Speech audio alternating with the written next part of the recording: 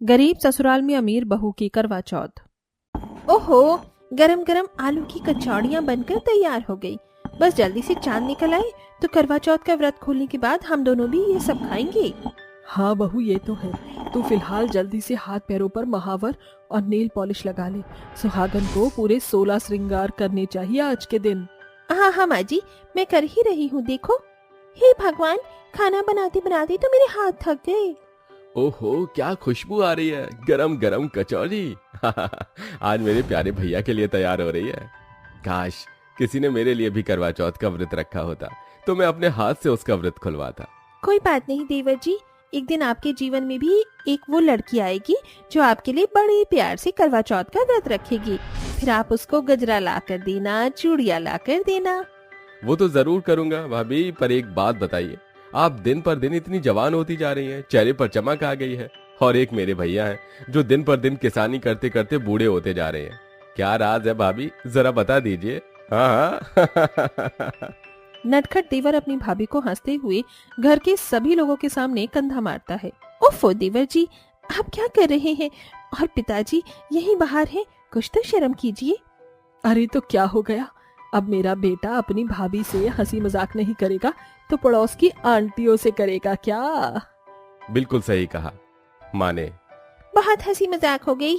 माँ, चांद निकलने वाला है, आप दोनों जल्दी से तैयार होकर करवा चौथ की कथा सुन लीजिए, फिर व्रत भी खोलेंगे। हाँ हाँ ठीक है। ओहो माँ जी, ये शादी की साड़ी बहुत भारी है, चलने में परेशानी हो रही है। भाभी, मैं आपको उठाकर ले चलता हूँ। भला मैं आपको किसी परेशानी में कैसे देख सकता हूँ? ओफो, बस कीजिए देवर जी, और कितनी हंसी ठिठोले करोगे, सामने से हटिए। पल्लवी ऐसा कहकर देवर के पेट में कोहनी मारकर चल देती है। कुछ देर बाद दोनों सास बहू चंद्रमा देखकर अपने पति के साथ करवा चौथ का व्रत खोलती हैं। वक्त गुजरता है। एक सुबह डाकिया आता है और विराट के हाथों में एक लेटर देता है, जिसे पढ़ने के बाद खुशी से वो उछलने लगता है। ये माँ, भाभी, भैया, पिताजी, प्रिया, देखो तो क्या हुआ। खुशी के मारे विराट भाभी को गोद में उठा लेता है, फिर छोड़ देता है। अरे देवर जी, अभी मैं कितना डर गई थी। ऐसा क्या हुआ कि आपने पूरे घर को सर पर उठा लिया, और मुझे भी? हाँ छोटे, बताना क्या हुआ है। बोल, बैलगाड़ी कहीं के। अरे पिताजी, भैया, कुछ समय पहले मैंने एक एमएनसी कंपनी में जॉब के लिए अप्लाई किया था। उसी कंपनी से मुझे ऑफर लेटर आया है, तो बस उसी के लिए कल मुझे जाना पड़ेगा। अरे वाह, ये तो बहुत ही अच्छी बात है। हमारा बेटा बड़ी कंपनी में जाकर काम करेगा। अरे वाह देवर जी, कांग्रेचुलेशंस। कांगेजुलेशन। अरे भाभी, ऐसा नहीं होता है, कंग्रेचुलेशन होता है। हाँ हाँ, वही वही। ओफो, अब भाभी मैं आपको तंग नहीं कर पाऊंगा, तो अच्छे से रहना, लेकिन वापस आकर मैं आपको बहुत तंग करूंगा। देवर जी, मुझे भी आपकी याद आएगी, अच्छे से काम करना वहाँ। जब भैया आप अच्छे पैसे कमाने लगे तो मेरे लिए शहर से सूट लेकर आना। जरूर मेरी बहन। अरे बड़े भैया, आप क्यों रो रहे हैं? ये तो खुशी की बात है। अरे हमारा छोटा भाई इतना पढ़ाई लिखाई करके आगे पहुंच गया तो बस खुशी के आंसू झलक रहे हैं। अच्छा है ना, हमारी तरह किसानी नहीं कर रहा, नहीं तो परेशान हो जाता। भैया, आज मैं जो कुछ भी हूँ सब आपकी वजह से हूँ, क्योंकि आपने ही मुझे पढ़ाया लिखाया है। अरे बहुत रोना धोना हो गया। अश्विनी, मेरे बेटे के लिए रबड़ी बना दो, जरा हम भी मुंह मीठा करें। हाँ बिल्कुल। फिर सब रबड़ी से मुंह मीठा करते हैं। अगले दिन विराट दिल्ली चला जाता है और वहाँ की मल्टीनेशनल कंपनी में काम करता है। कुछ दिनों बाद उसकी मुलाकात ओनर की बेटी गीता से होती है, जो कि उसे देखती रहती थी, और विराट को भी वो थोड़ी बहुत पसंद आ गई थी, लेकिन अपनी गरीबी के चलते वो उससे कोई बात नहीं करता था।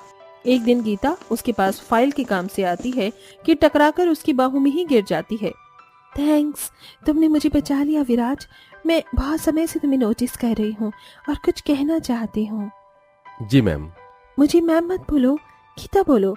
Actually I am falling love with you, और मैं तुमसे शादी करना चाहती हूँ।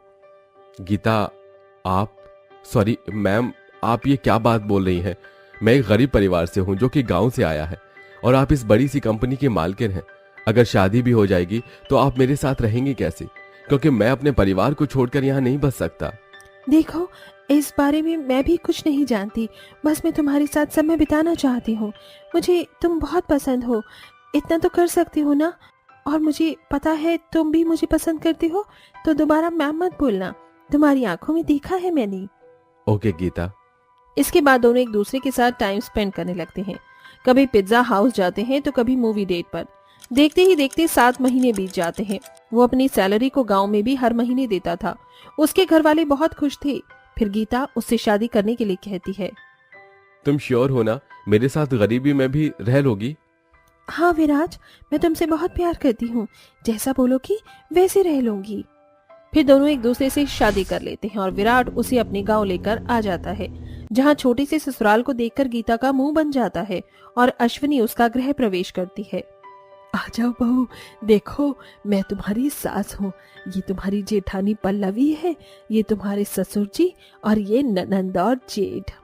जी आप सभी को नमस्ते। ये क्या जमीन पर खाना बनता है? न मार्बल है न टाइल का फ्लोर है, बस मिट्टी मिट्टी है। माँ जी, मेरा कमरा कहाँ है? जहाँ तक मेरी नजर पड़ रही है ऐसा लग रहा है सामने से 2 ही कमरे हैं। हाँ बहू, हमारा घर छोटा है ना, इसीलिए 2 ही कमरे हैं। एक तेरा कमरा, एक पल्लवी बहू का, और हम तीनों तो कभी आंगन में सो जाते हैं, कभी रसोई में। हाँ देवरानी जी, बेफिक्र होकर रहना। हे भगवान, इतनी छोटी से घर में मैं कैसी रहूंगी? फिर सब अपने अपने कमरे में जाकर सो जाते हैं। कुछ दिन गुजरते हैं। गीता एक अमीर घर की होकर छोटे से गरीब घर में बिल्कुल भी नहीं रह पा रही थी। उसे बहुत अजीब महसूस हो रहा था, जिसके कारण वो अपने पैसों का रौब दिखाने लगती है। एक दिन पल्लवी उसे आलू का पराठा देती है। गीता, ये आलू का पराठा खाओ, मैंने बहुत अच्छा बनाया है। छी, ये इतना ऑयली आलू का पराठा है या तेल का पराठा है? अरे ये ऑयली नहीं, घर का बना हुआ देसी घी है, खाओ तो। नो वे, ये बकवास, आप ही खाओ, मैं फिटनेस मेंटेन करके रहती हूँ, मुझे नहीं खाना है, मैं अपने लिए चाइनीज ऑर्डर करती हूँ। अपनी जेठानी को बुरा भला कहकर गीता चली जाती है। शाम को अपने लिए चाइनीज नूडल्स ऑर्डर करके खाती है। साथ में विराट भी होता है। तभी जेठ आ जाते हैं। ओहो विराट, तूने दाल चावल खाई क्या? इसमें नमक नहीं है, मेरा खाने का मन नहीं कर रहा। ओहो, मुझे चैन से यहाँ कोई खाने भी नहीं देता। आ गए मेरे कमरे में, शर्म नहीं आती इन्हें। जेठ जी, ये लीजिए, आपने कभी खाया नहीं होगा चाइनीज नूडल्स, ट्राई करेंगे? गीता, तुम्हारी हिम्मत कैसे हुई भैया को ऐसा कहने की? अब भैया इस उम्र में तुम्हारा झूठा खाएंगे क्या? वो गलत क्या कह दिया मैंने? आई ही क्यों वो मेरे कमरे में? अच्छा लगता है देवरानी के कमरे में आना खाते समय? गीता, हद पार कर दी तुमने तो। अरे विराट, ये तू क्या कर रहा है? होश में आ। कोई बात नहीं, जाने दे। तेरी पत्नी शहर की है, उसे गांव के तौर तरीके नहीं पता, धीरे धीरे सीख जाएगी। विक्रम समझा बुझाकर वहां से चला जाता है। वक्त गुजरता है। गीता का बर्ताव बिल्कुल नहीं बदलता है। उसकी बदतमीजी को घर का हर व्यक्ति नजरअंदाज कर रहा था। देखते ही देखते करवा चौथ का दिन भी आ जाता है, जहाँ घर की सभी औरतें सज धज कर छत पर थीं। चंद्रमा की राह देख रही थी कि भूख लगने के कारण गीता के हाथ से करवा चौथ की थाली गिर जाती है। हे भगवान बहू, तूने ये क्या किया? तुझे पता है तूने कितना बड़ा अपशगुन किया है? पति की लंबी आयु के लिए व्रत रखते हैं और तूने इसी थाली को गिरा दिया। मैंने तुझे कभी कुछ नहीं बोला, लेकिन ऐसी चीजों में तो लापरवाही मत किया कर। अमीरी का घमंड इतना अच्छा नहीं होता। हाँ गीता, तुम्हें ऐसा नहीं करना चाहिए था।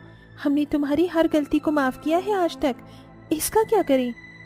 गीता रोते रोते कमरे में चली जाती है और वहां जाकर रोने लगती है। फिर उसकी सास और जेठानी जी उसके पास जाकर उससे कहती हैं, अच्छा बहू, हमें माफ कर दो, हमने तुम पर कुछ ज्यादा ही गुस्सा कर दिया। चलो अब करवा चौथ का त्योहार मना लो, तुमसे हाथ जोड़कर विनती है। मुझे माफ कर दीजिए माँ जी, जेठानी जी, मैंने आप सबके साथ बहुत बुरा बर्ताव किया है, लेकिन मुझे अपनी गलतियों का पछतावा है। ये मुझसे गलती से हो गया, अब से मैं कोई गलती नहीं करूंगी। कोई बात नहीं बहू, गलतियां सबसे होती हैं। चल, अब जो होना था सो हो गया। जी माँ जी। ओहो माँ, भाभी, चांद आ गया है। इस तरह अमीर बहू को सबक मिल जाता है। फिर घर की औरतें चंद्रमा को देखने के बाद छलनी में अपने पति को देखकर करवा चौथ का व्रत खोलती हैं और एक साथ खुशी खुशी रहने लगती हैं। काली गोरी बहुओं को करवा चौथ पर पति से मिला नेग।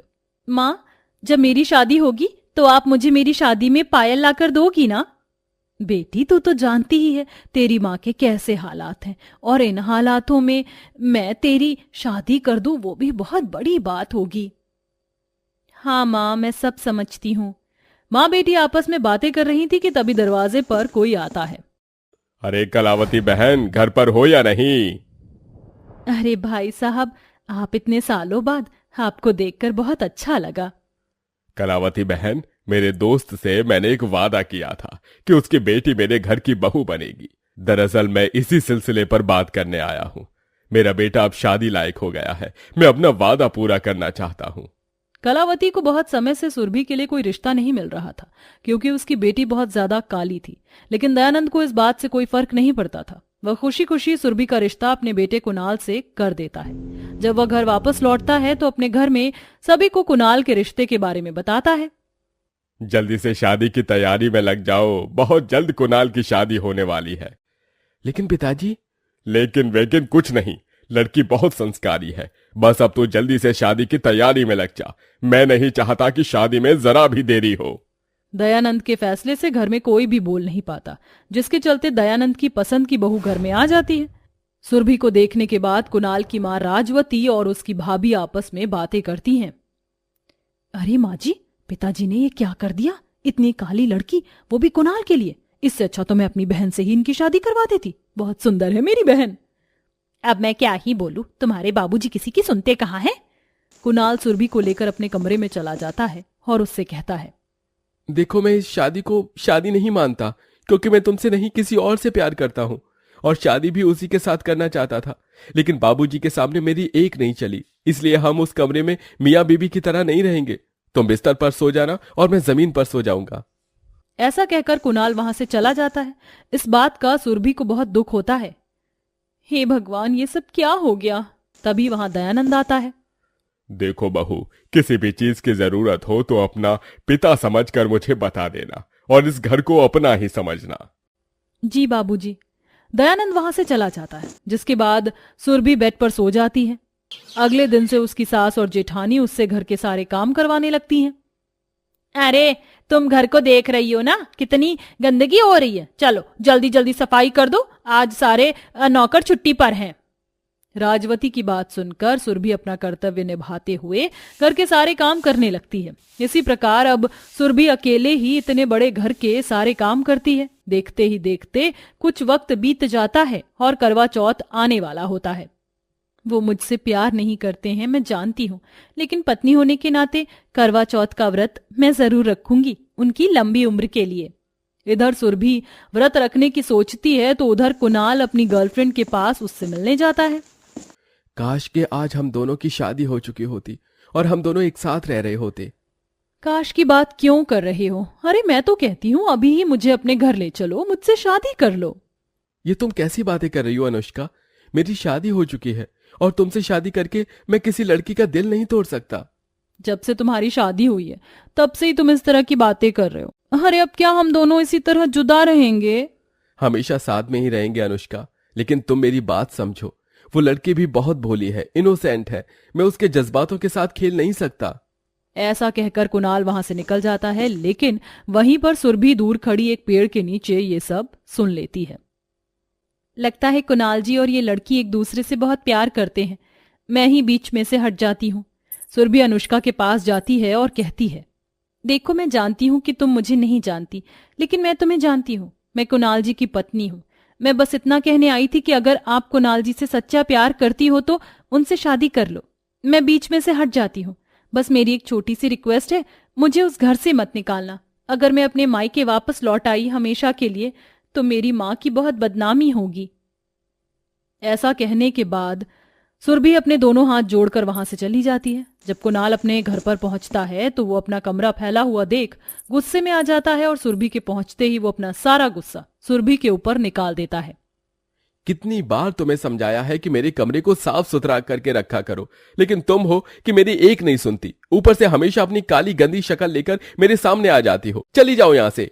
कुणाल ऐसा कहने के बाद खुद ही वहां से चला जाता है, जिसके बाद सुरभि फूट फूट कर रोने लगती है। अगले दिन करवा चौथ का व्रत होता है। सुरभि ने उसके लिए करवा चौथ का व्रत रखा होता है। जब कुणाल को इसके बारे में पता चलता है तो वो सुरभि से कहता है, देखो, मेरे लिए फालतू के ड्रामा करने की तुम्हें कोई जरूरत नहीं है। मैं किसी और का हूं, इसलिए ये करवा चौथ का व्रत तुम मेरे लिए मत रखो। कुणाल ऐसा कहकर अनुष्का से मिलने के लिए निकल जाता है, लेकिन रास्ते में उसे अपनी गलती का एहसास होता है। बेचारी के ऊपर इतना गुस्सा नहीं करना चाहिए था। इसमें उसकी क्या गलती है? मेरी जिंदगी में कोई और लड़की है, इसके बारे में उसे क्या ही पता था। अनुष्का के पास पहुंचने के बाद अनुष्का बहुत खुशी से उससे कहती है, अच्छा हुआ तुम आ गए, चलो जल्दी से शादी कर लेते हैं, अब तो तुम्हारी पत्नी भी हमारी शादी के लिए तैयार है।